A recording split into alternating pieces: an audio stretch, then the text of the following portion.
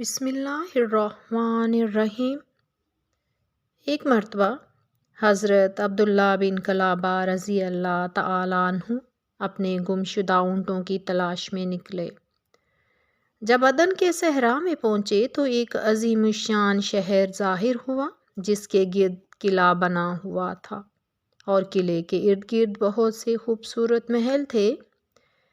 وہ یہ سوچ کر اس طرف گئے کہ کسی سے اپنے اونٹوں کے متعلق پوچھ لیں گے، لیکن وہاں کوئی نظر نہ آیا۔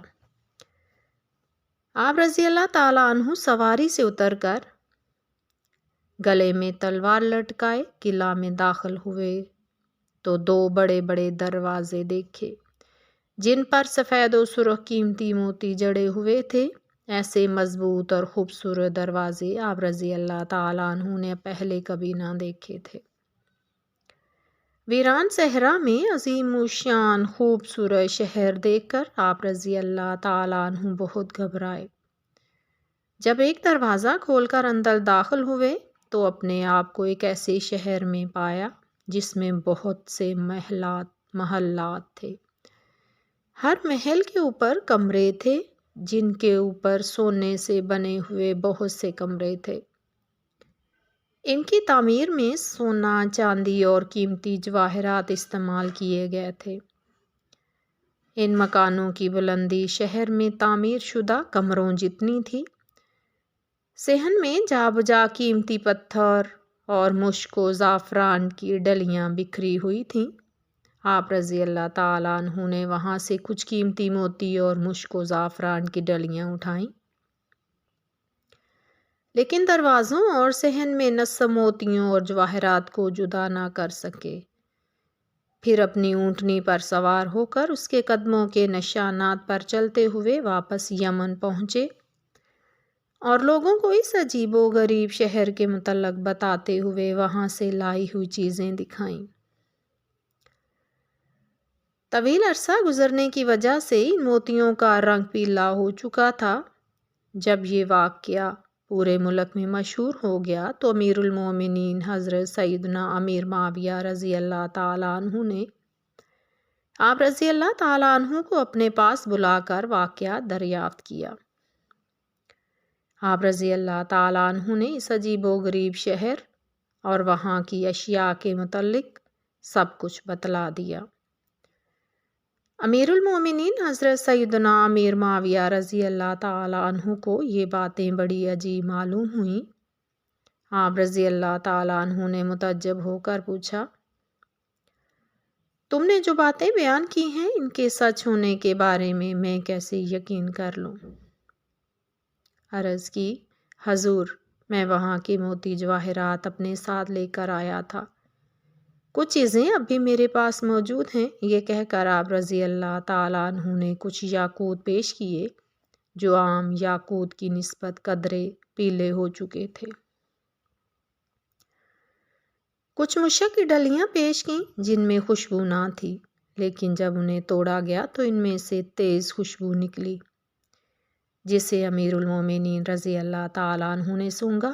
اسی طرح زعفران کی خوشبو بھی سونگھی۔ اب آپ رضی اللہ تعالیٰ عنہ کو اس واقعہ کا یقین ہو گیا تھا۔ آپ رضی اللہ تعالیٰ عنہ نے لوگوں سے پوچھا، ایسا کون ہے جو مجھے اس عجیب و غریب شہر اور اس کے بانی کا نام بتائے اور یہ بتائے کہ یہ کس قوم کا واقعہ ہے؟ خدا عز و جل کی قسم، حضرت سیدنا سلیمان بن داؤد علیہ الصلاۃ والسلام کی مثل کسی کو سلطنت عطا نہیں کی گئی۔ اس طرح کا شہر تو ان کے ملک میں بھی نہ تھا۔ بعض لوگوں نے عرض کیا، اے امیر المومنین رضی اللہ تعالیٰ عنہ، اس زمانے میں پوری دنیا میں اس واقعہ کے متعلق صحیح معلومات حضرت سیدنا کعب الاحبار رضی اللہ تعالیٰ عنہ ہی فراہم کر سکتے ہیں۔ اگر آپ رضی اللہ تعالیٰ عنہ مناسب سمجھیں تو انہیں بلائیں اور حضرت سیدنا عبداللہ بن کلابہ رضی اللہ تعالیٰ عنہ کو چھپا دیں۔ اگر واقعہ یہ اس شہر میں داخل ہوئے ہوں گے تو حضرت سیدنا کعب الاحبار رضی اللہ تعالیٰ عنہ شہر اور اس میں داخل ہونے والے کے بارے میں ضرور بتائیں گے، کیونکہ یہ ایسا عظیم معاملہ ہے کہ شہر میں داخل ہو کر اس کے اسرار یعنی رازوں سے واقف ہونے والے کا ذکر سابقہ کتب میں ضرور ہوگا۔ اے امیر المومنین رضی اللہ تعالیٰ عنہ، اللہ عز و جل نے جو اشیاء زمین پر پیدا فرمائی، جو واقعات و حادثات رونما ہوئے، اور مستقبل میں جو بھی عظیم واقعات ہوں گے، وہ تمام کے تمام تورات میں مفصل بیان کر دیے گئے۔ اور اس وقت حضرت سیدنا کعب الاحبار رضی اللہ تعالیٰ عنہ سابقہ کتب کے سب سے بڑے عالم ہیں۔ انشاءاللہ عز و جل وہ آپ کو اس واقعہ کی خبر ضرور دیں گے۔ امیر المومنین حضرت سیدنا امیر معاویہ رضی اللہ تعالیٰ عنہ نے حضرت سیدنا کعب الاحبار رضی اللہ تعالیٰ عنہ کو بلوا کر فرمایا، اے ابو اسحاق رضی اللہ تعالیٰ عنہ، میں نے تمہیں ایک بڑے کام کے لیے بلایا ہے، امید ہے کہ تمہارے پاس اس کا علم ضرور ہوگا۔ آپ رضی اللہ تعالیٰ عنہ نے کہا، اللہ عز و جل علیم و خبیر ہے، اس کے سامنے سب عاجز ہیں، میرا سارا علم اسی کی عطا سے ہے، فرمائیے۔ آپ رضی اللہ تعالیٰ عنہ کیا پوچھنا چاہتے ہیں؟ فرمایا، اے ابو اسحاق رضی اللہ تعالیٰ عنہ، مجھے بتاؤ کہ کیا دنیا میں کسی ایسے شہر کے متعلق تمہیں کوئی خبر پہنچی ہے جو سونے چاندی کی اینٹوں سے بنایا گیا ہو، جس کے ستون زبر جد اور یاقوت کے ہوں، جس کے محلات اور بالا خانے کو موتیوں سے مزین کیا گیا ہو، جس میں باغات اور نہریں جاری ہوں اور جس کے راستے کشادہ ہوں؟ حضرت سیدنا کعب الاحبار رضی اللہ تعالیٰ عنہ نے فرمایا، اے امیر المومنین رضی اللہ تعالیٰ عنہ، قسم ہے اس ذات کی جس کے قبضہ قدرت میں میری جان ہے، مجھے ظن غالب تھا کہ شہر اور اس کے بنانے والے کے متعلق مجھ سے ضرور سوال کیا جائے گا۔ اس شہر کی جو صفات آپ نے بیان کی اور جو کچھ آپ رضی اللہ تعالیٰ عنہ کو بتایا گیا وہ حق ہے۔ اس کو شداد بن عاد نے بنایا اور اس کا نام ارم ہے، جس کے بارے میں اللہ تعالیٰ نے اپنی کتاب قرآن مجید میں اس طرح ارشاد فرمایا، وہ ارم حد سے زیادہ طول والے کو ان جیسا شہروں میں پیدا نہ ہوا۔ سورہ فجر۔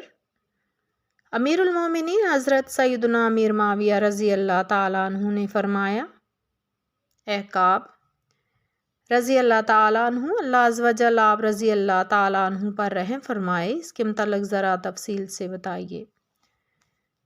تو آپ نے فرمایا، اے امیر المومنین، عاد کے دو بیٹے تھے، شدید اور شداد۔ جب عاد کا انتقال ہوا تو دونوں بیٹوں نے سرکشی کی اور قہر و غضب سے تمام شہروں پر زبردستی مسلط ہو گئے۔ کچھ حکمران تو ڈر کر ان کی اطاعت پر مجبور ہوئے اور بقیہ سے جنگ و جدال کر کے اپنی سلطنت میں شامل کر لیا، یہاں تک کہ تمام لوگ ان کے سامنے گھٹنے ٹیکنے پر مجبور ہو گئے۔ ان کے زمانے میں مشرق و مغرب میں کوئی ایسا نہ تھا جس کے طوعاً یا کرہن یعنی خوش دلی یا مجبوری سے ان کی حکمرانی قبول نہ کی ہو۔ جب دونوں کی سلطنت خوب مضبوط ہو گئی اور ہر جگہ ان کی بادشاہت کے سکے بیٹھ گئے تو شدید مر گیا۔ اب شداد اکیلا ہی پوری سلطنت کا بادشاہ تھا۔ کسی کو اس سے جنگ و جدل کرنے کی ہمت نہ تھی۔ شداد کو سابقہ کتب پڑھنے کا بہت شوق تھا۔ ان کتابوں میں جب بھی جنت اور اس میں موجود محلات، یاقوت، جواہرات اور باغات کا تذکرہ پڑھتا یا سنتا تو اس کا شریر نفس اسے اس بات پر ابھارتا کہ تو بھی ایسی جنت بنا سکتا ہے۔ جب اس بدبخت اور نامراد کے دل میں یہ بات بیٹھ گئی تو 100 خزانچیوں کو بلایا اور ہر خزانچی کو 1000 مددگار دے کر کہا، جاؤ روئے زمین کا سب سے بڑا اور عمدہ جنگل تلاش کرو، پھر اس میں ایک ایسا شہر بناؤ جو سونے چاندی یاقوت موتیوں سے مزین ہو، اس کے نیچے زبرجد کے ستون، اوپر محلات اور بالا خانے ہوں، پھر ان کے اوپر مزید بہترین عمدہ کمرے ہوں۔